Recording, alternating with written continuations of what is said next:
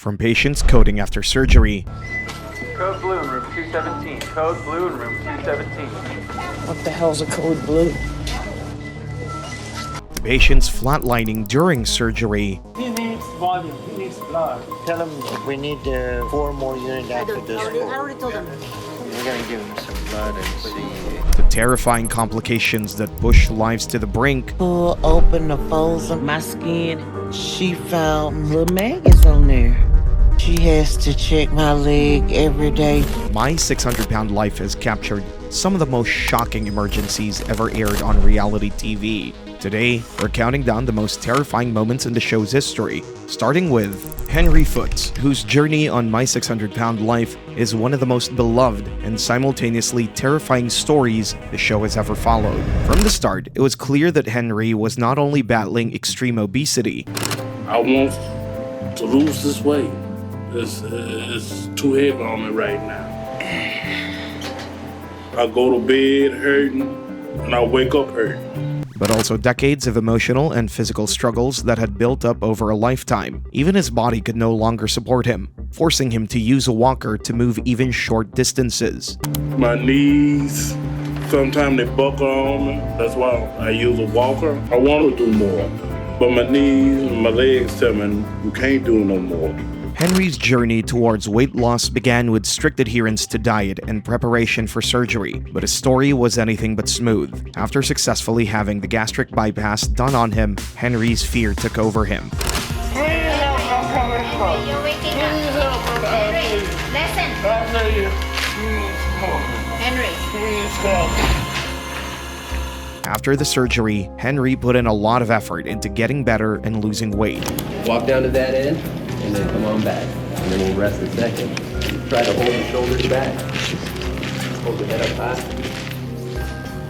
After successfully losing hundreds of pounds,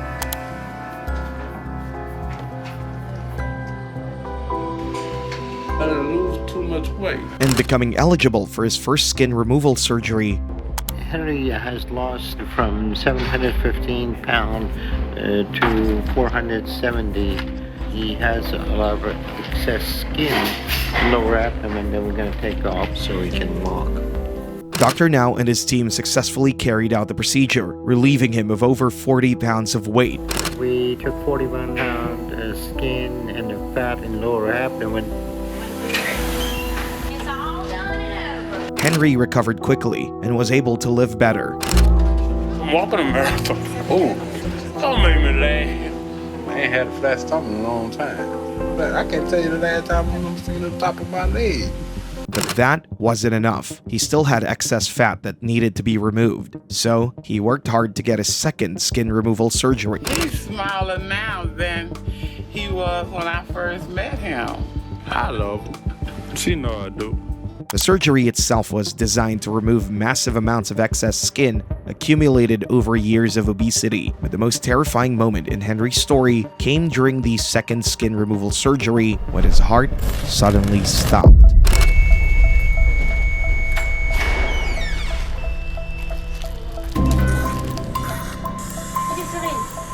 Come on. The procedure, while medically necessary, pushed his body to its limits. He needs volume, he needs blood. Tell him we need 4 more units after this. I already told him. This was not a normal complication. It was a serious complication that could claim his life. His clotting factor are totally abnormal. We need to look inside and see if anything is there. The risk in removing such a significant amount of tissue from someone of Henry's size was always present, but seeing it unfold was a stark, terrifying reality. During this crisis, Henry's body became unstable. Left side is dry, right side. Somebody's so unstable that he's going to go into shock.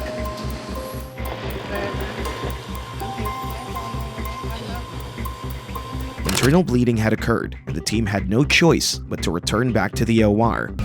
Let's go. I'm gonna sit down so you can see. The medical team's response had to be immediate. There was a bleeding in the chest wall muscle because he's depleted all his clotting factor.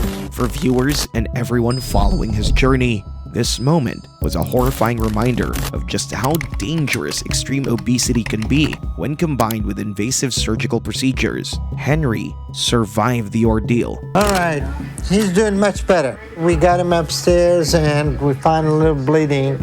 We tied it up. We closed it back on. We gave him some blood. Right now, everything looks very, very good. But the emotional weight of the experience lingered as he narrated his experience during the surgery. I flatlined. My heart stopped beating. I actually died. It's just like having an out-of-body experience. He had faced death in a way few people do outside of medical emergencies. If that was to like take me to heaven, I wasn't ready for it. But he was determined to push through, and with the help of doctors, he did. Because there's so much money on earth, I haven't did yet. Henry Foot's story showed just how high the stakes can be on the road to recovery. He followed every step of the program, lost hundreds of pounds, and underwent multiple surgeries. But even with all that progress, the second skin removal procedure nearly cost him his life. While Henry Foot's story was filled with close calls and emotional breakthroughs, the next patient's journey would take the show into completely uncharted territory. That patient was Robert Mutual. When he joined the show, he weighed over 840 pounds. To carry all this weight, it's physically draining, mentally, emotionally taxing. It's not a pain or life I wish on anyone. And every breath, every small movement felt like a battle. Because I can't do anything. I can't do anything for anyone, especially myself. So I am completely dependent upon my fiance, Catherine. His body was breaking down, and even getting out of bed had become an impossible task. His fiancée, Catherine, had become his full-time caretaker, helping him eat, bathe, and dress. He was completely helpless. He doesn't have an aide, so between me and his mother, we take care of him, but I give him his bath. But Robert also realized the need to seek help. If I keep continuing to behave like this, I won't be able to function much longer. Unless I make the changes, my life's only headed one place. I do feel close to death. When he finally made the decision to travel to Houston and meet Dr. Now, it wasn't just about losing weight. It was about surviving long enough to even start. Today we are heading to Houston to meet Dr. Nazard for the first time and hopefully to get help to save my life. And I'm pretty nervous.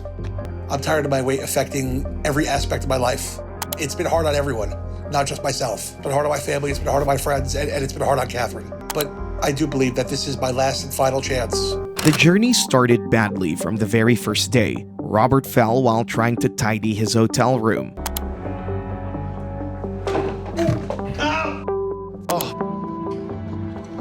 Oh man. His body couldn't support him, and emergency responders came to his rescue. My name is Catherine, Kathryn. My fiance, he's fallen down and I can't get him up. 1, 2, 3, let's go up. Okay. I need a hold. That's okay. All right, everybody pick up and pull. That moment showed how fragile he was, not only physically, but emotionally. You got you. Can you scoot? Yeah. Look at you. Good job. All right. Thank you. Good, thanks. I'm very impressed. This is normally a 2-hour process. Thank you so much. I didn't need this to happen. I didn't break anything, but I'm definitely in pain from that. Like, I'm gonna feel it in a couple hours. Like, the pain's gonna be tremendous. His entire future rested on whether or not he could change. It's a reminder that I'm not strong enough to do things on my own, and I have to get help. If I can't get the help I need, I have nothing left. When he met Dr. Now, the examination revealed how serious his condition was. You're at 842. It can't be right, Doc. So your body is no doubt at its limit, and we need to turn that around fast. Robert is in far worse shape than I've seen in a while. So we have a lot of work to do with him and very little time to do it. His body is barely hanging on at this point. But when Dr. Now looked through his medical records, he realized something even worse. What medication are you taking? I'm on Dilaudid for pain. I'm on Lasix for my swelling. I'm on Ambien. I'm on melatonin. Babe, what else am I on? Synthroid. It wasn't just obesity threatening his life. It was the pills he couldn't live without. I'm very concerned about all the pain medication you own. So I'm admitting you to the hospital to start you on a 1,200 calorie a day diet. Doctor now made the decision to cut him off the painkillers immediately. But we also are going to cut you off from the painkillers. Okay. Because the rate and amount you taking is going to kill you. But after doing the necessary tests to determine how much drugs Robert had in his system, Doctor now was shocked. And there are some concerning issues that we are finding. The biggest one being the amount of painkillers he had in his system. It's the highest I have ever seen. And my big concern right now is the painkillers he's been taking are very strong. So Doctor now decided to do an endoscopy to see if there were more complications with his body due to the painkillers. Robert does have ulcers in his stomach. The good news is it didn't look like any holes had formed in the stomach lining, but that issue can develop fast. So we need to start treating him immediately for that. That combined with the fact that we are making him do a complete withdrawal from all the painkillers will hopefully get him back on the right track. For Robert, doing without his painkillers was like being thrown into a storm without a life raft. It was really difficult at first. I'm gonna call for meds. Even just doing exercise hurts. Well, that doesn't surprise me. It's stuff that you haven't done. You're using muscles you haven't had to use. But Doctor now refused to give up on him or hand him the pain meds either. Robert still struggles with wanting painkillers, but we are continuing to cut him off from that. Weeks passed and Robert's body started to respond to the strict diet. He lost an impressive amount of weight in just a short time. And we already have his weight down to 718, which is 124-pound weight loss in 1 month. So his progress is coming along. Let's see what the weight is at today. It looks like you're down to 625.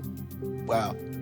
That's super. Doctor now approved him for skin surgery to remove a massive mass, which had caused him unbearable pain for years. Okay, this is going to be a really good help to get rid of this mass. Yeah. It's extremely heavy, maybe even 40 pounds. You're making good progress, so we're going to get you back in the hospital and run some tests. Okay. If everything looks good, we're going to go ahead and remove this a week from today. The procedure was supposed to take hundreds of pounds off his frame and gave him new hope. So lymphedema removal is our only option for any procedure if he even is able to handle that. And of course it did. After the mass was removed, it became obvious that the mass added significantly to his weight. Alright, 39 pounds. For a brief moment, things looked promising, but that hope didn't last long. The pain returned, and with it, the cravings for medication. Today's been the worst of the recovery so far.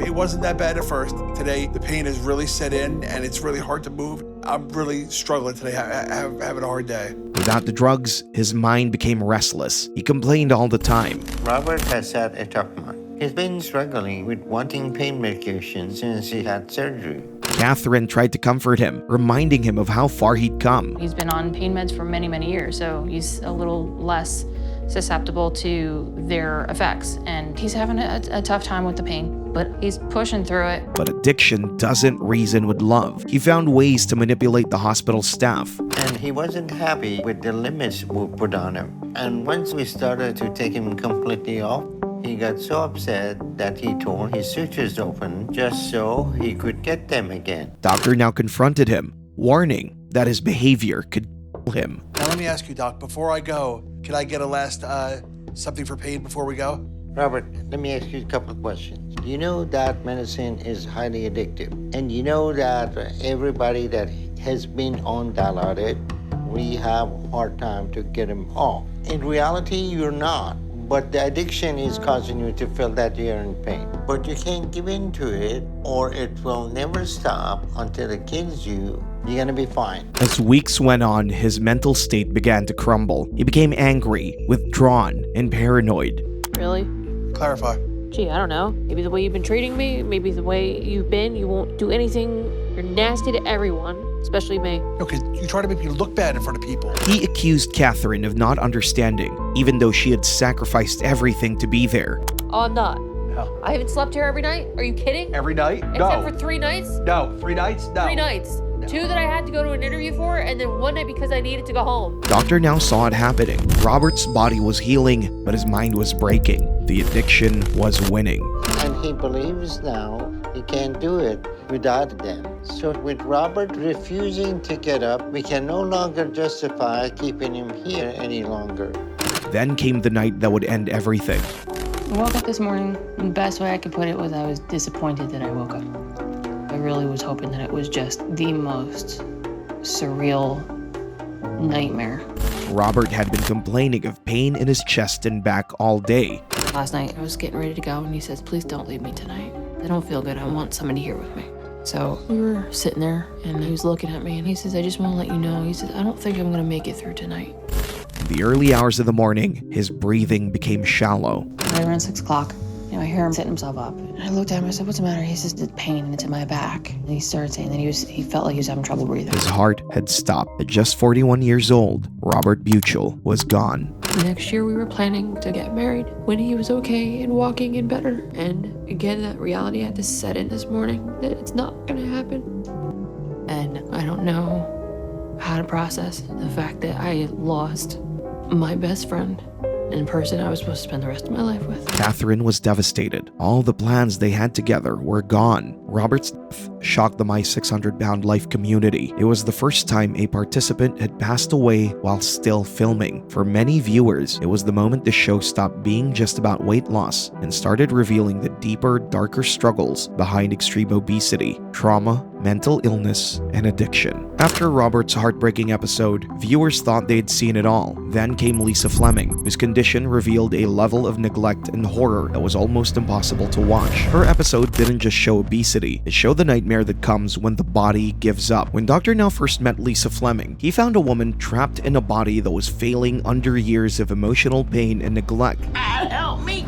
Ooh, You got it? I got it. Oh! my grandson don't even get a chance to be a kid because he's so busy catering to me. Lisa was confined to her bed, unable to move, her skin breaking down from constant pressure and infection. Her life had become an endless cycle of pain, immobility, and decay. My leg is hurting bad.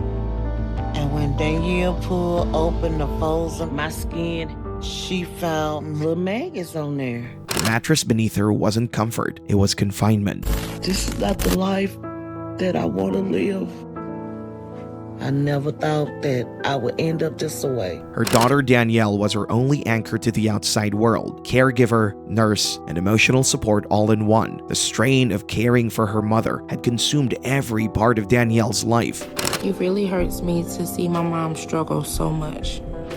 It's hard to watch because she's in pain, but I have to do it. Then came the moment that would shock millions. As her daughter cleaned her, she discovered something absolutely terrifying. And when Danielle pulled open the folds of my skin, she found little maggots on there. So now she has to check my leg every day. That horrifying discovery forced Danielle to make a call for help, setting off Lisa's desperate attempt to save her life. By the time she stood before Dr. Now, she weighed well over 600 pounds. So, okay, you are at 704. That's very high. Her organs were failing, her skin infected, and her spirit nearly gone. Oh, God, please. Oh, I can't. Oh.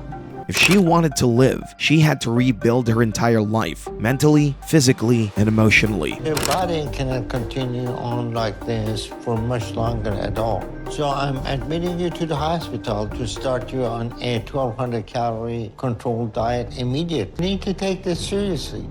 If we don't get your weight down, you're going to die soon. Oh, goodness. You understand?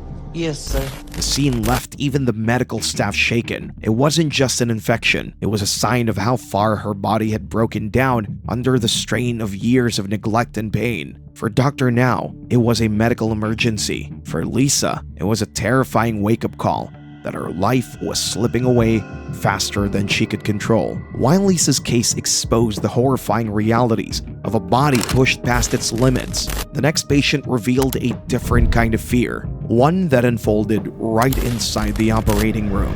When Candi Dreyer first appeared on My 600 Pound Life, she was just 29 years old and weighed over 600 pounds, and every step felt like a struggle. And I have an absolutely miserable life. Every day getting out of bed is such a struggle. Beside her was her twin sister, Brandy, who battled the same condition. When I wake up, there's nothing to be excited about in the day. Just made it another night. Right now, life is miserable. Together, their combined weight approached 1,200 pounds. Their journey began the moment they met Dr. Now, who spoke to them about their condition and how bad it was. Right now, my concern is that their heart may not be strong enough to survive the procedure. But I won't know till I ran some tests. Your EKG was a little bit abnormal. Your heart is not pumping adequately because of your weight. If you continue gaining weight or not lose weight, your heart failure is going to be imminent. Still, Candi herself was determined. She followed every instruction, lost the required weight,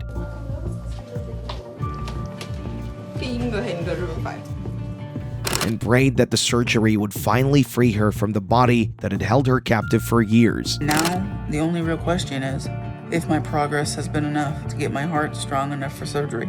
And when Dr. Now came to see her again, he was impressed. So you lost a good amount of weight. I've also gone over EKG result and your heart is looking much better. I think you're ready for weight loss surgery. So I'm approving you today. On the morning of the procedure, Candi and her sister were both nervous and scared. The day of surgery is finally here for me, and I am really scared. I can tell Brandy's nervous for me.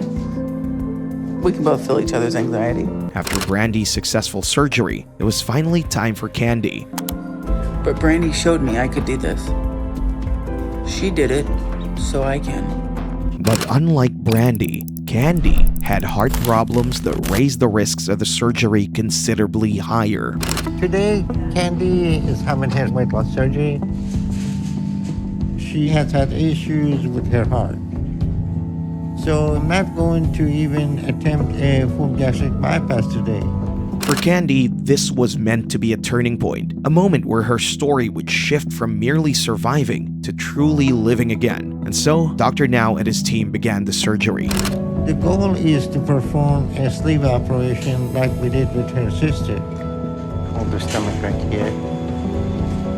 Brandy, on the other hand, sat outside and was worried about her sister. Long waiting game. I'm just telling myself that she's gonna be fine. But you never know. It would be devastating if I lost my sister. And after a few hours, Dr. Now and his team were out of the OR. Candi's surgery went very well. We were able to do her sleeve gastrectomy, and during the surgery, we had no difficulty with her cardiovascular system. After the surgery, Candi started to slowly recover. How you feeling? That's such a headache that I started to keep my head open. You get up yet today?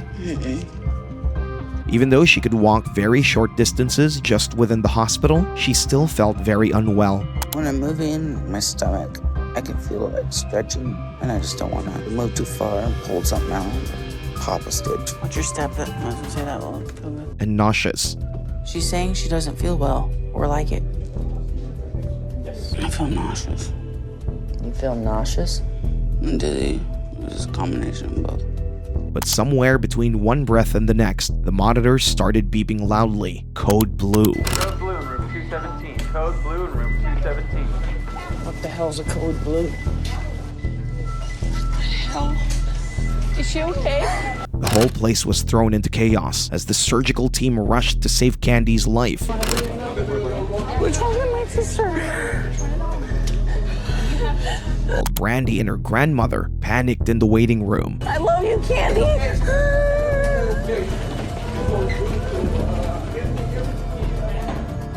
Candi was moved into the ICU. She coded. And she's in ICU now. Oh, the nurse said that somebody told him that her blood pressure was dropping, and when he went in there, she was blue. What caused it would later be identified as a complication deep within her system. Candi, after she did some walking, she stopped breathing and her heart stopped. Cardiovascular arrest is very dangerous on people on this size. And after identifying the cause, Dr. Now and his team decided the next appropriate step to take. So in order to prevent organ failure and brain damage, I placed her in a medically induced coma. We put her on ventilation machine to breathe for her to relieve some of the stress on her respiratory system. Dr. Now explained in detail what had gone wrong with Candi. I believe what has happened is that her lack of activity formed a blood clot. And when she got up and moved around, it dislodged and caused a pulmonary embolism, which in most cases can be fatal. But while everyone hoped she would come out of the crisis, Dr. Now knew it was a very difficult situation. My goal right now is to make sure Candi will come out of this with no long-term effects. But at her size, this can be very difficult. So he explained to Brandy the current state of things with her sister. All her vital signs, everything's okay. We got her sleep, okay? And she's getting cooled off, and Dr. Vianey is taking care of her. When Brandy came to her sister's bedside, she broke down in tears. I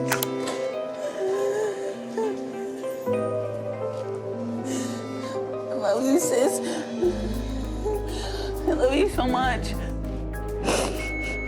For days, she sat by Candi's bedside, hoping that she'd get better. And I'm just so scared. It's very hard to see her like this. I'm not sure what to do right now. But my grandma's coming. Hours turned to days. Machines kept her sister alive, steady, still. My concerns that Candi had suffered from pulmonary embolism was correct. She stopped breathing, so we got her stable and put her in medically induced coma. But 5 days later, Dr. Now decided it was time to see if she'd improved.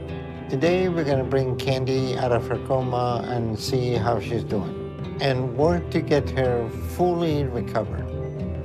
A few hours later, Candi was brought out of the medically induced coma. There we go. The oxygen is ready. There we go.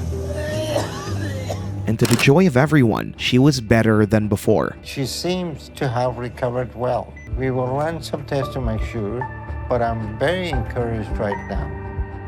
But her body has been through a lot. And through it all, Brandy stood by her side. Feel better? With that out. I'm feeling relieved. I was terrified. Though she received the necessary treatment from Dr. Now, her survival became one of the most unforgettable and terrifying moments ever captured on the show. While Candi's case revealed how close recovery and catastrophe can be, the next patient's journey would bring that fear into sharper focus. Marla McCann's episode wasn't just emotional, it was terrifying. From the moment she appeared on screen, it was clear her situation was unlike anything the show had seen before. Marla was close to 800 pounds. She hadn't walked in years. My legs can't even hold my weight anymore. I can't get up. I can't walk. I'm trapped. It has condemned me to this bed. I can't do anything. I can't even bathe myself. Her daughter, just 24, had become her full-time caregiver. The roles had reversed. Her childhood had been replaced by responsibility. I wipe her, bathe her, make sure she's clean. And I do get tired. It's embarrassing, but I have no other choice when I'm this big. Marla's body was collapsing under the weight of years of trauma and neglect. Arthritis, gout, lymphedema, diabetes. I'll check my sugar level. She even had to be on oxygen at night just to stay alive. And I am on oxygen at night, or I'll stop breathing. By the time she made the decision to seek help, her body was already on the brink. Don't leave my house.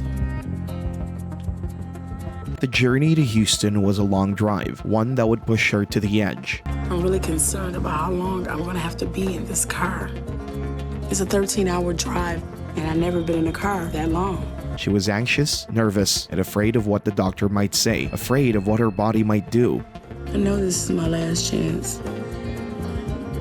and I don't want to die. The drive was brutal. Her back and legs screamed in pain, and even her breathing became labored. The last 4 hours have been kind of rough. Back and legs are starting to hurt. 40 minutes to go, and I'm in pain. Oh, be careful, Mama. Oh! Dr. Now was alarmed before she even arrived. We're expecting the arrival of Marla McCants. From what I understand, she may be close to 800 pounds. Her condition was critical. Her body couldn't handle the strain. If she's that big, she should have used bariatric ambulance with medical care to go with her. She should not have come to use on her own. She should have waited for a safer option. When she arrived, the urgency was immediate. The crew rushed to get her inside.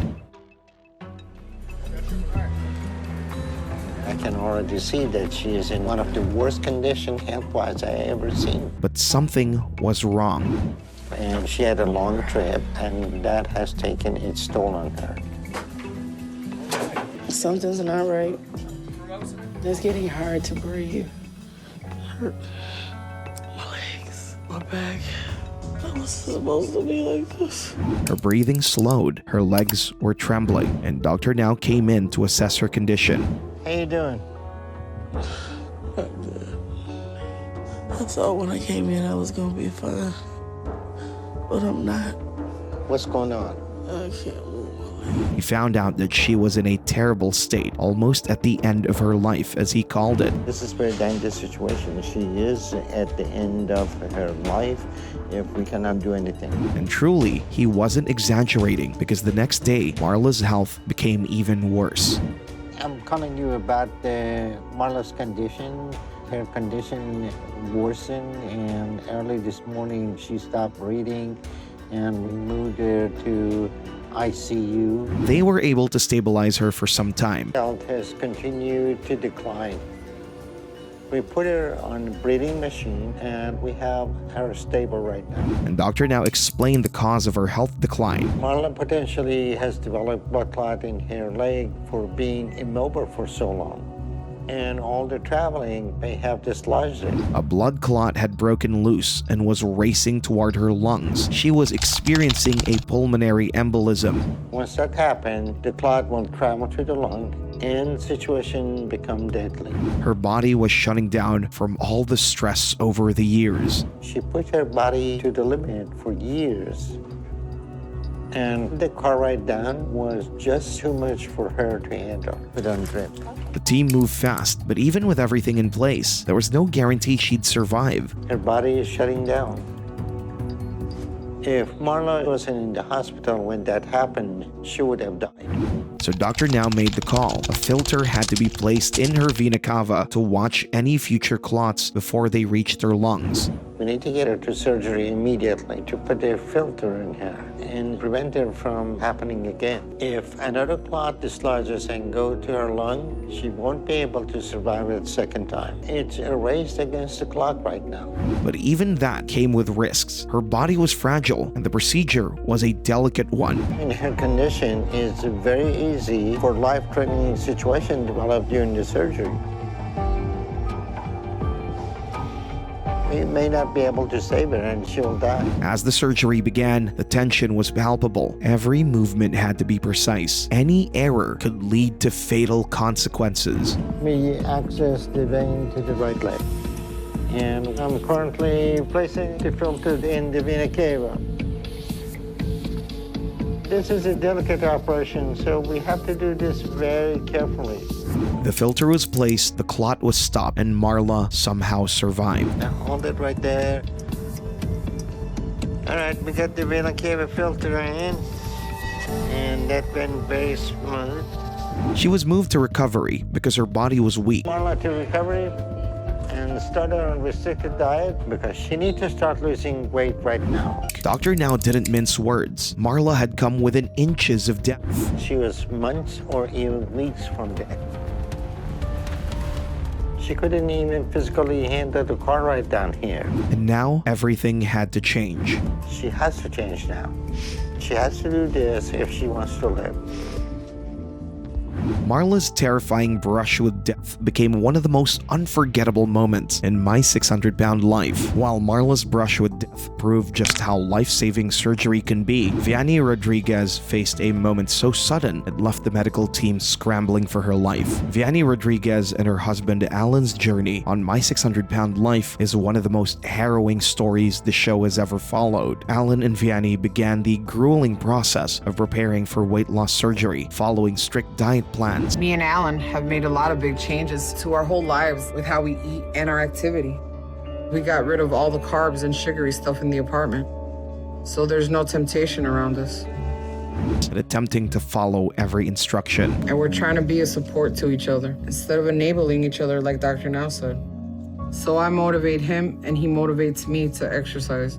Progress came slowly. Alan struggled to meet his weight loss goals. But when I go out to run errands, when my cravings get really bad, I give in a little and get something quick from a fast food place. I know I shouldn't. While Vianey worked tirelessly to reduce her weight in preparation for surgery.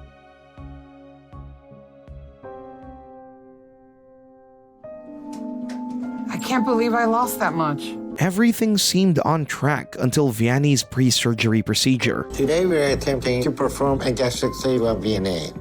Her tests all look good, and she lost another 44 pounds over the last month. But if we are able to successfully complete her gastric sleeve today, it will help Vianey to stay on track like she needs and lose even more weight. Which quickly turned into one of the most terrifying moments in the history of the show. I don't like what I'm seeing on the monitor. Her body is not handling the strain. Look at flapping table. She's about to start coding. As she was being prepped for gastric surgery, Vianey's heart gave out.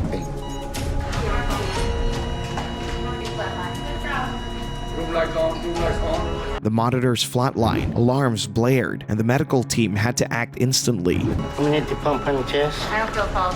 Start second pressures. I don't feel pulse. Get the pressure. Get the pressure more now. Okay, CPR, guys, go. Team fought to revive her, carefully doing everything in their power to make sure she survived. Yeah, I got a good pulse. Yeah, okay. Doing well, we're doing well. It's under control.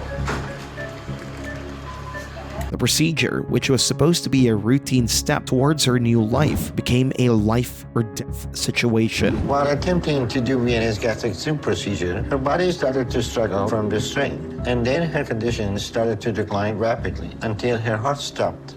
Even though Vianey survived, the incident left both her and Alan shaken, causing Dr. Now to reschedule the procedure. To try and build her health and stamina back up before we can attempt to do this operation again. Even though she was upset she didn't get the surgery, at the time, she wouldn't have survived it. When I woke up and found out I hadn't gotten the surgery, it was life-shattering. And that's one of the worst and most defeating feelings I've ever had. The fear, the pain, and the awareness of how close she had come to death were overwhelming. I feel like I don't have any motivation to be active or to do the diet. It's just taking everything I got right now to keep going.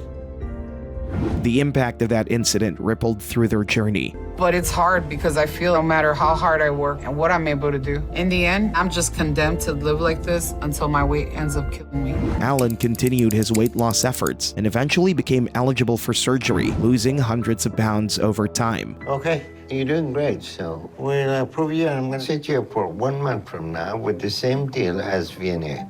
You need to keep losing and make good progress. Vianey, on the other hand, had to take additional steps to stabilize her health. But to help you do that, I'm going to start you going to psychotherapy. So I'll set you up for that in a few days.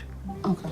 These moments were terrifying, not only because of the physical danger, but also because they were a stark reminder that every step of their journey carried high stakes. Her story stands out as one of the most horrifying, heart-stopping moments in the history of My 600-Pound Life, showing viewers that the very real consequences of severe obesity and the terrifying moments that can come when the body is pushed to its limits. Vianey survived, barely, but Coliesa McMillan's surgery would take terror to an entirely new level. Coliesa McMillan's story was one of the most shocking moments ever shown on My 600-Pound Life. From the beginning, it was clear that her body was on the edge of collapse. I never would have thought I would have ended up here in my life. Where I'm so big, my sister has to help me out of bed and help me go to the bathroom in a bucket. She was only 41, but years of emotional pain and unhealthy coping had taken their toll. To carry this amount of weight, people don't understand the pain. It hurts. I mean, imagine backpacking 600 pounds of weight every day with every move that you make. Every breath seemed like a struggle. Every step looked like a fight for survival. Your knees hurt. Your back hurts. Your neck hurts. When she arrived in Houston to meet Dr. Now, she weighed close to 640 pounds. As her body grew, so did her problems. Her heart weakened, her lungs compressed, and her mobility disappeared. I'm just too big to do even basic things myself anymore. And that makes me sad because that shouldn't be my family's. By the time she sought Dr. Now's help, her body was already in crisis. Soda and candy and smoke, and I had heart attack and I have blood pressure, COPD, and BMI is 90, and I want to help. So Dr. Now placed her on a controlled diet. And the diet I'm giving you is going to limit you to 1,200 calories a day with a focus on protein with almost no carbs in your diet. The first few weeks were hard. The diet was strict, but she kept to the plan. Even though they're not the greasy fried meals that I like.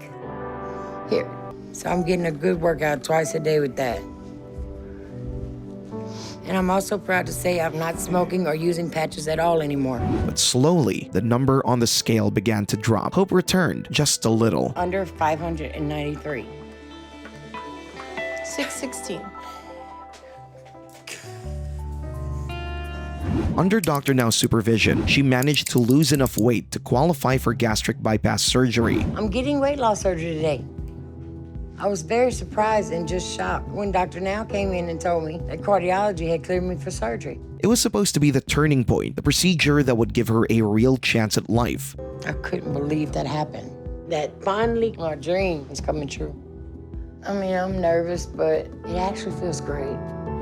Everyone thought she was finally out of danger. And the hope is that this operation will help keep her going in the right direction for her situation to do what she needs. But no one could have predicted what would come next. Her niece, Blair, who's a nurse, gave her a heartbreaking update on March 18th, the same day the episode aired, revealing the serious complications that had unfolded after her gastric sleeve procedure. All right, the surgery went very well. We were able to get her gastrectomy done and everything looking good.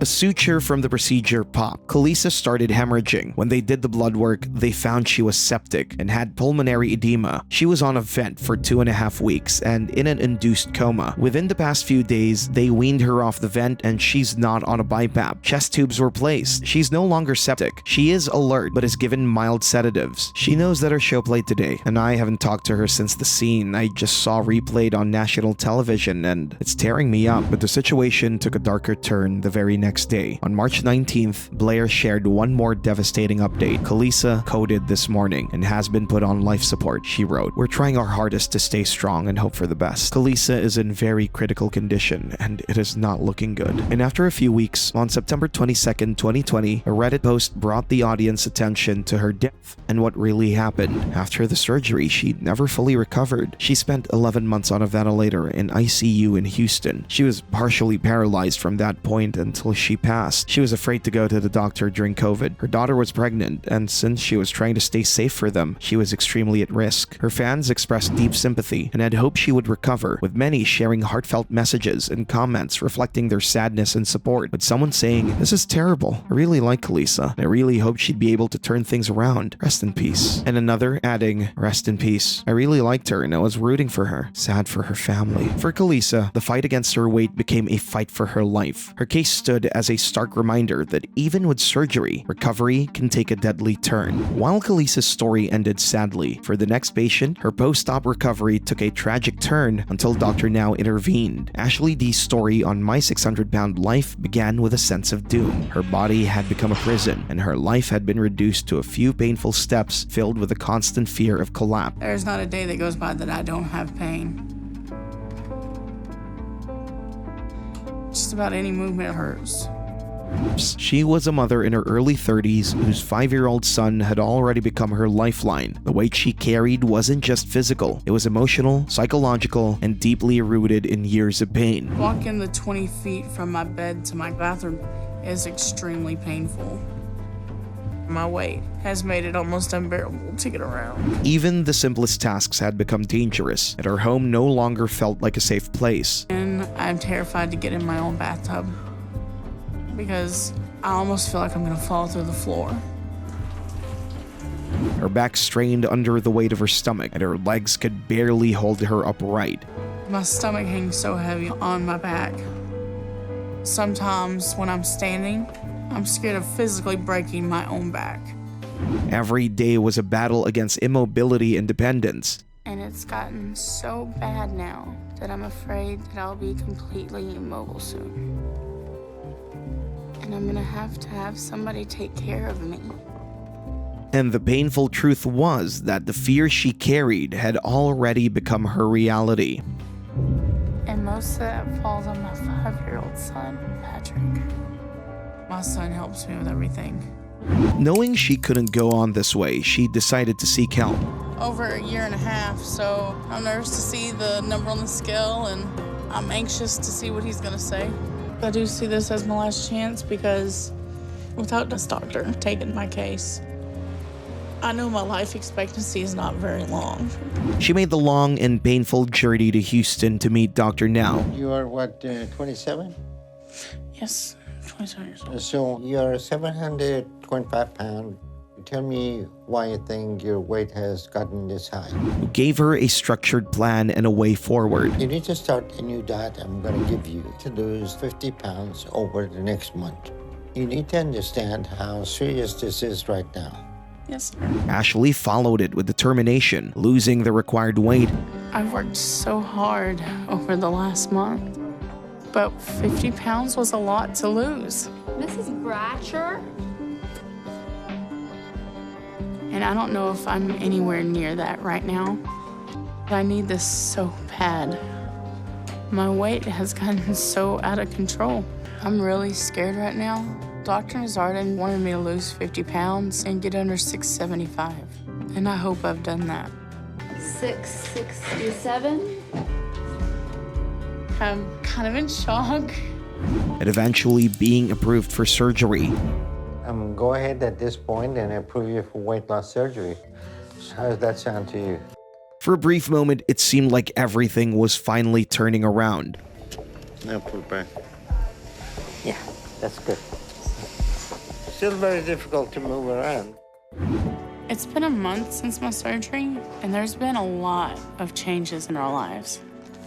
And I'm able to start doing more around the house. So Patrick can just focus on starting school and just being a kid. But that hope was short-lived. Just days after her gastric bypass, her husband had to take her back to the hospital. Ashley was vomiting constantly and suffering from severe abdominal pain.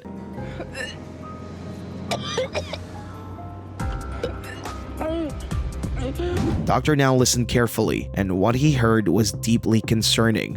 Talking to her husband, it seems like she's been dealing with a lot of anxiety now that her eating habit is limited. The emotional toll of surgery was hitting her hard, and in an attempt to cope, Ashley had turned to pain medication. And as a result, she may be abusing her pain medication. That's never a good situation, but with a bypass, it's worse. The doctor now knew the danger. Excessive medication could cause internal damage and even death. Taking high doses of pain medication can do a lot of damage to her stomach. She could have a perforated ulcer. Ashley was rushed to the OR, where her condition was quickly assessed and the doctors began operating on her. And this could be a life-threatening situation for her right now. We can turn the room light off. Yeah, perforated ulcer. Even during the surgery, Dr. Now and his team experienced some difficulties in carrying out the procedure. That's gonna be bad. I don't think we can get this fixed laparoscopically. We don't have any ability to move. Right now, Ashley is not doing too good, and we're worried about if she's gonna survive or not. All right. Her stomach had ruptured, and the leaking fluid was spreading infection throughout her body. Every minute counted as surgeons worked to save her life. The hole in the stomach and remove the ulcer. But she's far from being out of the woods. Go forward. The team managed to close the hole and remove the ulcer, but Ashley's life still hung in the balance. Go ahead and close her up. We have her stable now, but she will be in critical condition for the next 72 hours before we know how she's doing. The next 3 days would determine everything. Recovery would take weeks, and even then, the physical healing would only be part of the challenge. Doctor now recognized that Ashley's deeper wounds were emotional. But one of the first things you need to do after leaving the hospital is go see a therapist. Ashley had spent years using food to cope, and now pain medication had become the new crutch. Doctor now knew that unless she confronted her pain directly, she would continue to destroy herself from within. She uses self-destructive ways to cope with her emotions, and that has to stop immediately. Her story became one of the most terrifying moments in my 600-pound life, not because of the surgery itself, but because of how quickly everything spiraled. One moment, she was recovering. Next, she was fighting for her life. But despite everything, Ashley kept going, determined to reclaim her life.